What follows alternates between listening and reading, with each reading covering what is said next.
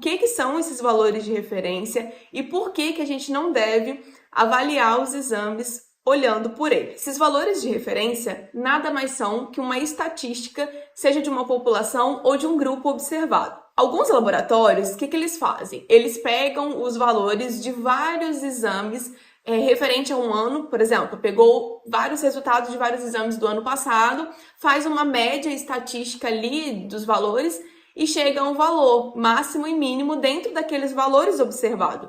Então, veja, é uma média estatística que não necessariamente reflete a média estatística ideal de uma população saudável. É exatamente por isso que temos resultados diferentes dependendo do laboratório. Então, tem regiões que mudam justamente porque a população muda. Muda-se o fator ambiental, cultural e tudo isso altera nesses valores de referência. A gente está falando de exames laboratoriais complementares. Juntamente com esse exame, é avaliado também, por meio de uma boa anamnese, quem é aquele indivíduo que está por trás daqueles exames. Essa pessoa faz uso de álcool? Essa pessoa fuma? Pratica atividades físicas? Estamos falando de uma criança, adolescente, adulto, homem, mulher, branco, negro, idoso? A clínica é soberana. E o que eu estou querendo dizer com isso? Os sinais, os sintomas, a qualidade de vida daquele indivíduo conta muito.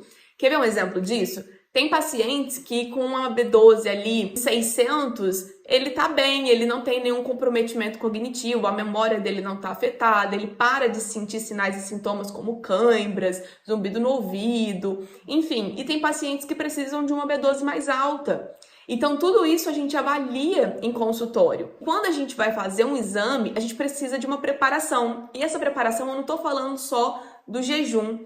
Um dia antes de fazer esse exame, é interessante que pelo menos 12 horas antes aí, você não faça nenhum exercício, principalmente de grande impacto. Uma pessoa que ingere bebida alcoólica um dia antes do exame, ou até mesmo no dia do exame, ou fuma cigarro, isso também altera. Um fator que a gente vê que é muito comum, pessoas que têm medo de agulha na hora de fazer o exame, isso também altera resultado. Então, o primeiro ponto observado aqui chegou na hora da consulta, o profissional, ele faz essa análise por meio dos valores de referência e não sobre um olhar integrativo, um olhar onde ele avalia vários pontos em conjunto para entender toda uma cadeia metabólica. Entenda, é necessário ver um outro profissional. Um bom exemplo de marcador que anda em conjunto é, por exemplo, o caso do cálcio e da vitamina D.